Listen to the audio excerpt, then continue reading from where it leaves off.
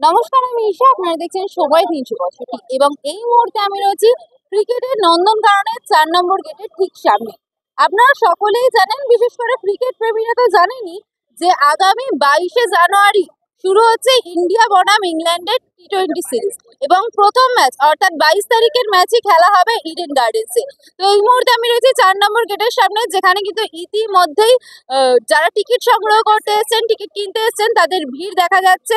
এবং সিএবি বহু ম্যাচ পর এবার অফলাইনে টিকিট বিক্রি শুরু করেছে, কারণ এবার যেমনটা আমরা জানতে পেরেছি যে বিভিন্ন ফার্স্ট ডিভিশনের ক্লাব, সেভেন ডিভিশনের ক্লাব এবং বিভিন্ন যে কোটার টিকিটগুলি আছে, সেই টিকিটগুলি বিক্রি করে দেওয়ার পরও সিএবির হাতে বেশ কিছু পরিমাণ বেশি টিকিট ছিল, যার ফলে সিএবি অফলাইন এবং অনলাইন দুটি মাধ্যমেই টিকিট বিক্রয় করছে।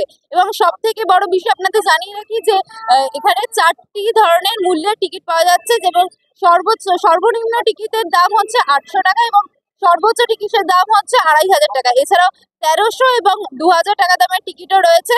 তো আমরা যারা টিকিট সংগ্রহ করতে এসেছেন তাদের সাথে আবার কথা বলে নেবো, শুনবো তারা কি বলছে।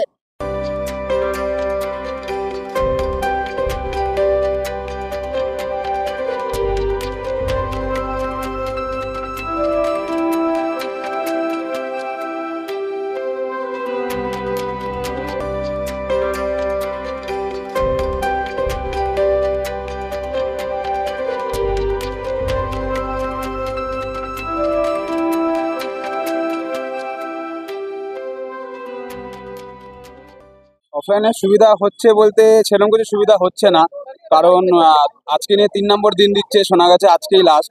তো পরশু দিন একজনকে 4-5টা করে টিকিট দিয়েছে, কালকেও 2টো করে দিয়েছে, কিন্তু আজকে আমরা সকাল 6:30-7টা দিয়ে লাইনে দাঁড়িয়ে আছি, এখনো অবধি শোনা যাচ্ছে যে একজনকে একটাই দেবে। তো আমি যেমন আমরা 3 বন্ধু মিলে আসবো, আমি একটাই পাবো, আমাকে আবার হয়তো লাইন দিতে হবে, 2জন বন্ধু কাজের জন্য আসতে পারছে না। তো অন্ততপক্ষে প্রথম দিন যেরকম দিয়েছিল বা অ্যাটলিস্ট কালকে যেরকম দিয়েছিল একজনকে 2টো করে, তো সেটা দিলেও অন্তত ভালো হয়। প্রভাব তো অবভিয়াসলি পড়বেই, কারণ আমাদের কলকাতাতেও ইন্ডিয়ার খেলা খুবই কম পড়েছে এখন অব্দি। এই বছরের প্রথম মরশুমের প্রথম খেলা আমাদের ইডেনে পড়ছে, তো আশা করছি প্রভাব ভালোই পড়বে। সেটা এই স্কোয়াডে যে আছে, ক্যাপ্টেন হিসাবে সূর্যকুমার যাদব আছে, আর ভাইস ক্যাপ্টেন হিসাবে আকসার প্যাটেল আছে। তো সূর্যকুমারের ওপরেই আশ্বাস রাখবো সব থেকে বেশি। बस बहुत देर से खड़े हैं हम लोग टिकट के इंतजार में। जो जल्दी टिकट मिले हम लोग को जल्दी लेके हम लोग भी ऑलरेडी ऑफिस पे जाए हम लोग भी। तो 22 तारीख का इंतजार है हम लोग को देखने का खेला का। तो इंडिया इंग्लैंड चाहते हैं इंडिया जीते, ठीक है। और यही यही कहना है, जल्दी टिकट काउंटर खुल जाए हम लोग को देखना है। बहुत देर से खड़े हैं, 8 बजे से पब्लिक खड़े है, तो वो लोग भी टिकट के लिए इंतजार है। अब बाकी जो हमारे जो सर लोग जो खड़े हैं वो थोड़ा से कॉपरेट कर रहे हैं, थोड़ा लाइन पे लगाने के लिए, लाइन से बाहर मत होइए हम लोग इसी के लिए। रहा यही कहने की है बात है, तो हम लोग जल्दी कोशिश करते हैं जल्दी टिकट मिले हम लोग को। हाँ, जल्दी हम लोग जाए यहाँ से। यहाँ पे तो चाहते हैं जीते इंडिया, और कोई बात नहीं है। अब थोड़ा ऑस्ट्रेलिया में खेले हैं और यहाँ पर खेले, तो डेफिनेटली कुछ चेंजिंग होनी चाहिए, और कोई बात नहीं, यही है। और अच्छे खेलेंगे तो अच्छे जीतेंगे डेफिनेटली, पर मेहनत करेंगे तो मेहनत के ऊपर फल आएगा, और कोई बात नहीं। ठीक है। ভালো লাগছে, কিন্তু আমাদের অনলাইন হলে একটু বেশি ভালো হতো। আমরা অনেক দূর থেকে এসেছি, কিন্তু অনলাইনে খুব কম দেওয়া হয়েছে, শুধুমাত্র 2000 দেওয়া হয়েছে। আর এটা টি টোয়েন্টি টিমটাও পুরো আলাদা। আর ইন্ডিয়া যথেষ্ট ফর্মে আছে, তেমন কিছু হবে না। কালকে আমি 4 ঘন্টা দাঁড়িয়েছি, 100 জনের লোককে টিকিট দিয়েছে, তারপরে কোনো অ্যানাউন্স করেনি যে টিকিট দেওয়া হবে কি না হবে। তারপরে পুলিশ লাঠি মেরে বার করে দিল। পুলিশকে আমরা বললাম যে আপনারা অন্তত বলুন, একটা অ্যানাউন্স করুন যে টিকিট পাওয়া যাবে কি যাবে না, ঠিক আছে। কিন্তু এদের কোনো রেসপন্সিবিলিটি নেই। হ্যাঁ, কালকে 100 টিকিট দিয়েছে, 4 ঘন্টা দাঁড় করে রেখেছে। না না, একদম না। কালকে আমি 2:10-এ দাঁড়িয়েছি, 4:20 পরে আধ ঘন্টা আগে বললো টিকিট দেওয়া হবে না, তারপরে 1 ঘন্টা টিকিট দেওয়ার পরেই আবার বলেছে যে আপনাকে দাঁড়ান, টিফিন করতে গেছে। তারপরে 50 জনকে দিয়েছে 1.5 ঘন্টা ধরে। তারপরে কাউন্টারে লোক পালিয়ে গেছে, পুলিশ এখানে দাঁড়িয়েছে, বলে আমরা ওইসব কিছু জানি না। মনে হয় না, আমার মনে হয় না, কেন তারা যা পারফরমেন্স টি-20-তে, আর তারপরে এখন ইয়ং জেনারেশনই আসা উচিত, এটা আমার ব্যক্তিগত মত। ভালো লাগছে, সুবিধা প্লাস ভালো। ভালো লাগছে, তবে আপনার মানে যে একজনকে একটা করে মানে টিকিট দিচ্ছে, এই কারণে আমাদের মানে বিশাল অসুবিধা হচ্ছে।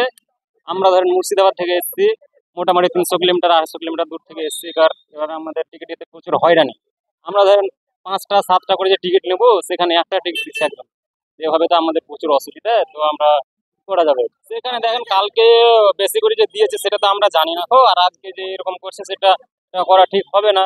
যেহেতু কালকে যেরকম ভাবে দিয়েছে আজকে ওইভাবে দেওয়াই ভালো হবে আমার মনে হয়। খুব ভালো করছে দেখলাম, এখানে কলকাতায় আসলাম, খুব ভালো লাগলো। কলকাতা পুলিশ প্রশাসন খুব ভালো ব্যবহার করছে, ভালো লাগে। আমার মনে হয় এখন অভিষেক শর্মা ফেলবে কি, এখন কে যে ফেলবে বলা যাচ্ছে না, দেখা যাক কি হয়।